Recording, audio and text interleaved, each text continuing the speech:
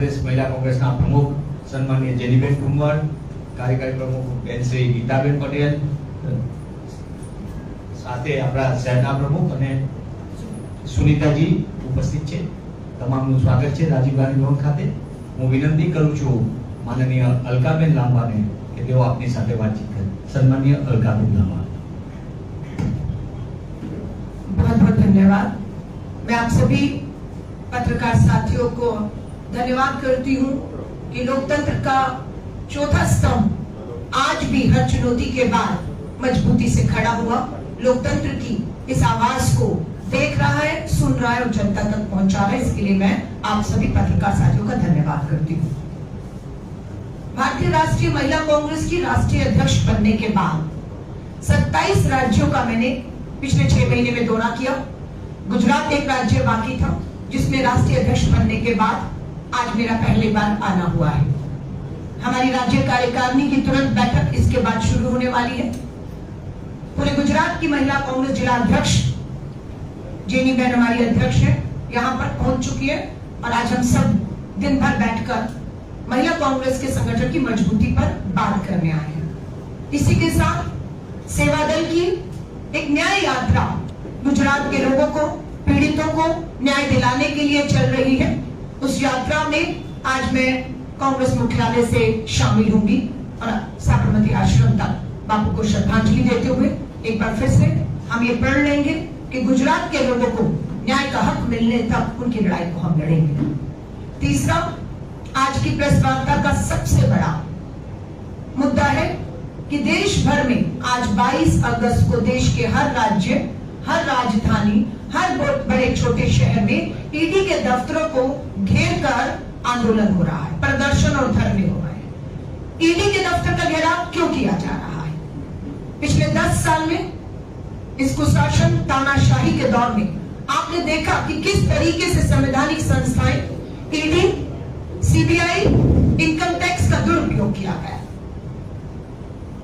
उसी के तहत हिंडनबर्ग की एक खबर आती है, एक रिपोर्ट पहले भी आई जिसमें सुप्रीम कोर्ट ने आदेश किया, जांच का आदेश दिया कि हिंडनबर्ग की खबर बताती है कि अडानी की 6 कंपनियों में पैसा लगा है. बार बार सदन के अंदर, सदन के बाहर कांग्रेस के नेता श्री राहुल गांधी जी तस्वीरें दिखा दिखा के पूछते रहे, प्रधानमंत्री मोदी जी, अडानी से आपका क्या रिश्ता है और आपका ये रिश्ता क्या कहलाता है? अडानी की 6 कंपनियों में लगा 20,000 करोड़ किसका है? कोई जवाब नहीं, कोई जांच नहीं.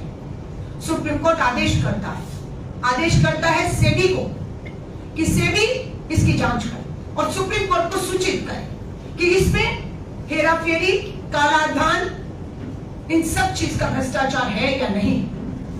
सेबी 18 महीने का लंबा इंतजार और जांच के नाम पर झूठ सुप्रीम कोर्ट को बोलता है. सेबी बताती है कि जांच में कुछ भी नहीं मिला 18 महीनों में. अडानी और इसकी कंपनियों में कोई काला धन, शेल कंपनियां नहीं है और क्लीन चिट सेबी देता है. लेकिन फिर सुप्रीम कोर्ट सेबी पर विश्वास करता है, उसकी रिपोर्ट, उसकी जांच पर विश्वास करता है. लेकिन फिर हिंडनबर्ग की एक और रिपोर्ट आ जाती है, उसमें ये साफ पता लगता है कि सेबी की चेयरमैन माधवीपुरी जो है, बुच जो चेयरमैन है, वो खुद अडानी की कंपनियों में डायरेक्टर रही, उनका पैसा लगा हुआ था और उन्होंने ये बात सुप्रीम कोर्ट से छुपाई कि कॉन्फ्लिक्ट ऑफ इंटरेस्ट बनता था. आपको बताना चाहिए था सेबी की चेयरमैन को, सुप्रीम कोर्ट को, कि जिस कंपनियों की जांच के लिए आप मुझे कह रहे हैं, मैं खुद उन कंपनियों में शामिल रही, मैं डायरेक्टर रही हूं, मेरा भी पैसा लगा हुआ है. लेकिन जब सेबी की चेयरमैन वो बनाई गई तब उन्होंने अपना डायरेक्टर, अपना निवेश, अपने फंड अपने पति के नाम पर ट्रांसफर कर दिया. और आज ये सच्चाई है या नहीं, देश जानना चाहता है कि सेबी के चेयरमैन जिन कंपनियों में डायरेक्टर निवेश थी, आज उन्हीं के पति उस कंपनियों में निवेश कर रहे हैं, जुड़े हुए हैं और उसी की जांच सेबी की चेयरमैन माधवीपुरी बुच कर रही थी. अभी तक ये होता रहा है कि सेबी के चेयरमैन पूर्व प्रशासनिक बड़े अधिकारी ही बने. आज तक इतिहास में ऐसा नहीं हुआ कि किसी को भी उठाकर बना दिया गया. आईएएस ऑफिसर, प्रशासनिक अनुभवी, बड़े अधिकारियों को सेबी का चेयरमैन। ये पहली बार हुआ है कि गैर प्रशासनिक बैकग्राउंड की किसी शख्स को सीधा सेबी का चेयरमैन बना दिया गया। और हमें तो लगता है कि सेबी का चेयरमैन कौन होगा, ईडी, सीबीआई, इनकम टैक्स का मुखिया कौन होगा, एक देश में कोई और नहीं। हम दो, हमारे दो की सरकार आपस में तय करती है। अडानी ने तय कर दिया होगा कि इस बार आपकी सेबी की चेयरमैन कोई और नहीं, मेरी ही एक कंपनी की डायरेक्टर होगी, और वो हो जाती है, वो बन जाती है। सारे नियम कानून ताक पे रखकर उन्हें चेयरमैन बना दिया जाता है। अब हम मांग करते हैं कि ईडी सूचना के आधार पर, सिर्फ सूचना के आधार पर रेड करती है, कंपनियों को ब्लैकमेल किया जाता है।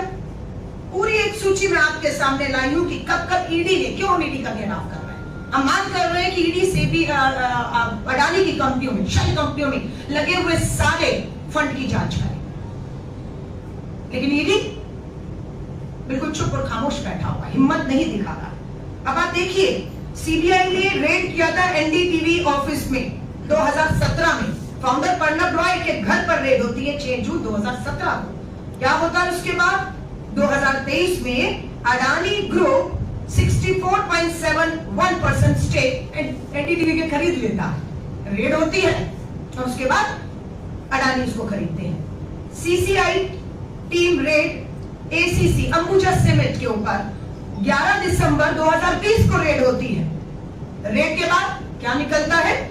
अडानी ग्रुप जो है उस कंपनी को 16 सितंबर 2022 को उस कंपनी में अपना जो है उसको खरीद लेता है, और वो देश की सबसे दूसरी बड़ी अंबुजा सीमेंट कंपनी जो है अडानी के हाथ में आते ही रेड के बाद देश की सबसे बड़ी सीमेंट कंपनी बन जाती है। तीसरा उदाहरण सुनिए, ईडी ने रेड किया जीवी के group office in Mumbai airport जो चला रहे थे। यह रेड कब की? 28 जुलाई 2020। पूरी प्रेस रिलीज है, सब तथ्य और सबूतों के साथ लिखित में आपको ये सौंपूंगी। पूरी जिम्मेदारी के साथ भारतीय राष्ट्रीय कांग्रेस ने पूरे देश भर में कल प्रेस कॉन्फ्रेंसेस की, तथ्य और सबूत रखे, और आज ईडी के दफ्तर के बाहर पूरे देश की कांग्रेस इनका घेराव कर रही है। ईडी ने रेड किया जीवी के ग्रुप के ऑफिस मुंबई में जो थे, ये रेड किया 28 जुलाई 2020 को।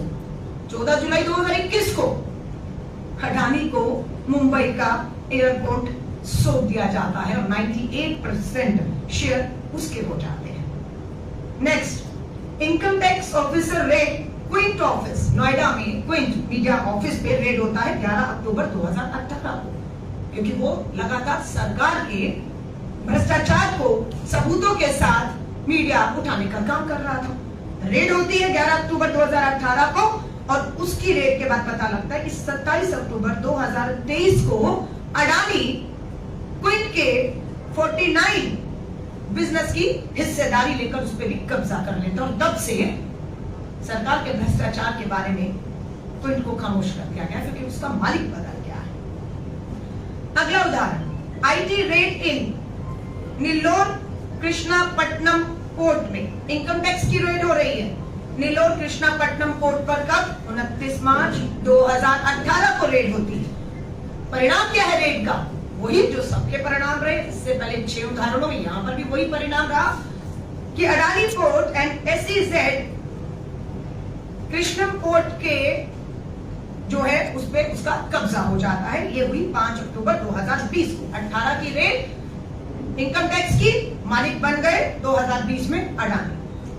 अल्ट्राटेक सीमेंट, अगला उदाहरण। ये एक नहीं अनेकों उदाहरण है कि जहां जहां ईडी ने रेड किया, रेड के बाद सारे बिजनेस, सारे पोर्ट, सारे एयरपोर्ट, सारा बिजनेस धंधा अडानी की गोद में डाल दिया गया। So UltraTech cement, Kumar Mangalam Birla, Adani in taking over India cement 27 जून 2024 को। यहां पर वो झुकता नहीं है बिरला ग्रुप। बिरला ग्रुप से सब वाकिफ है। जो नहीं झुका उसके साथ क्या हुआ? 8 साल तक प्रताड़ित किया गया, 8 साल तक मामला चला है।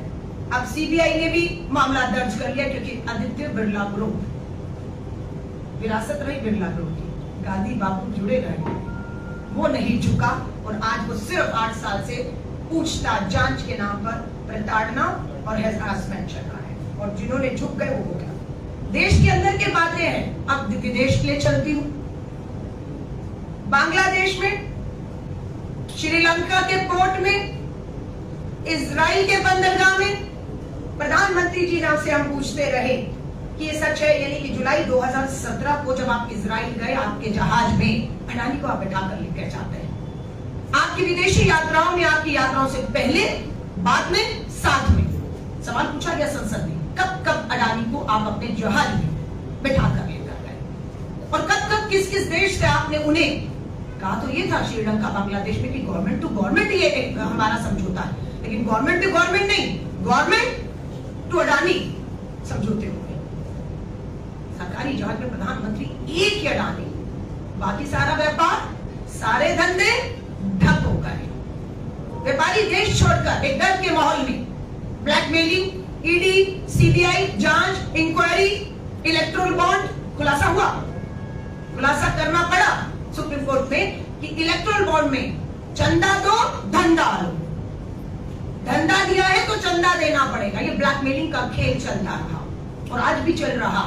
और ये सब नतीजे हैं कि आज 18 महीने की जांच के बाद सेबी की चेयरमैन लेटरल जो हमारी नियुक्तियों की बात हुई थी कि अब आईएएस, आईपीएस, प्रशासनिक अधिकारी यूपीएससी के माध्यम से नहीं, लेटरल स्कीम आई, किसी ने नियुक्त किए जा सकते हैं। देश भर में 61 नियुक्तियां ऐसी की गई जिसमें एक नियुक्ति सीबीआई की सेबी की चेयरमैन माधवी पुरी बुच की भी की गई और भ्रष्टाचार सामने आ गया जिसका हम कड़ा विरोध कर रहे थे। और ये हमारी जीत है कि लेटरल भर्ती को पूरी तरह से रद्द करना पड़ा, सरकार को वापस लेना पड़ा और कहना पड़ा कि नहीं, प्रशासनिक अधिकारियों की नियुक्ति जो तौर तरीका चलता आया है उसी के माध्यम से होगी, ना कि सीधे ऊपर से किसी को फेवरेट करने के लिए, किसी को फायदा पहुंचाने के लिए किया जाएगा।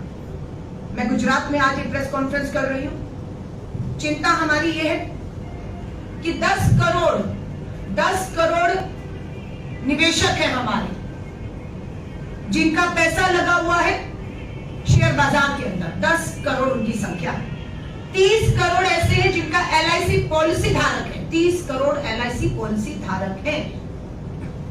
एसबीआई जो अडानी की कंपनियों को अंधाधुंध देश की जनता का पैसा दे रहा है, उसमें 45 करोड़ लोगों की मेहनत की कमाई का पैसा जमा है उस एसबीआई में, जिसको अंधाधुंध अडानी की कंपनियों में लगाने के लिए उन्हें दिया जा रहा है। इसकी कीमत लगभग पूरा जो बाजार है वो 4.5 लाख बिलियन, 4.5 लाख बिलियन का इसमें पैसा दांव पर लगा हुआ है। हमारी मांग है कि ज्वाइंट पार्लियामेंट्री कमेटी जेपीसी को ये पूरे मामले की जांच सौंपी जाए। भाजपा की सरकार भ्रष्टाचार में लिप्त है, इसलिए वो जेपीसी की विपक्ष की मांग से भाग रही है। आप भी जानते हैं ज्वाइंट पार्लियामेंट्री कमेटी में सिर्फ विपक्ष नहीं होगा सदस्य, जब वो कमेटी बैठेगी जांच के लिए उसमें सत्ता और विपक्ष दोनों के लोग बैठेंगे, सारा सच और सारा सबूत आएगा। सेबी की चेयरमैन से पूछा जाएगा कि आप उन कंपनियों में डायरेक्टर थी या नहीं थी, आपका पैसा था या नहीं था, जिसकी जांच आप खुद कर रही थी और जिसको 18 महीने जांच करने के बाद आपने क्लीन चिट दे दी। सुप्रीम कोर्ट को ये कहते हैं कि इसमें तो कुछ है ही नहीं, आपने क्यों नहीं बताया उस समय कि आप ये जांच से अपने आप को अलग करती हैं? क्यों? क्योंकि आपके पति उन कंपनियों में जुड़े हुए हैं और उनका पैसा लगा हुआ है। आपने इस जांच से अपने आप को अलग नहीं किया, सच को छुपाया। हम सेबी की चेयरमैन का आज अभी तुरंत इस्तीफा मांगते हैं। हमारी मांग है कि सेबी की चेयरमैन को तुरंत हटाकर उसकी जांच जेपीसी कमेटी गठन करके उसे सौंपी जाए। हमारी ये मांग है देश भर। हमारी मांग है सुप्रीम कोर्ट अवमानना का मामला स्वयं संज्ञान लेकर चलाए और पूछे कि 18 महीने की जांच में जब आपने सुप्रीम कोर्ट को बताया कि इसमें तो कुछ निकला नहीं, तब आपने सुप्रीम कोर्ट को ये क्यों नहीं बताया कि आपका भी उसमें क्या इंटरेस्ट था? हमने बताया है, 2 ही रास्ते सरकार ने अपनाए। 2024 के चुनाव में तीसरी बार पूर्ण बहुमत की सरकार 400 बार, तीसरी बार रथ रुका है। 400 बार नहीं हुए, बहुमत भी नहीं आपको मिल पाया और आज एक मजबूत विपक्ष, और उस विपक्ष के नेता का नाम लोकसभा में है श्री राहुल गांधी। लगातार सवाल पहले भी करते और आज भी कर रहा है। 24 से पहले सवाल किया, एसपीजी सुरक्षा छीन ली, सरकारी बंगला छीन लिया, केस झूठे डालकर फंसाने की कोशिश की गई और 2 साल जेल भेजने की कोशिश की गई। लेकिन दोबारा चुनाव हुआ, सरकारी बंगला नेता विपक्ष का संवैधानिक रूप से लोगों ने उन्हें सौंप दिया है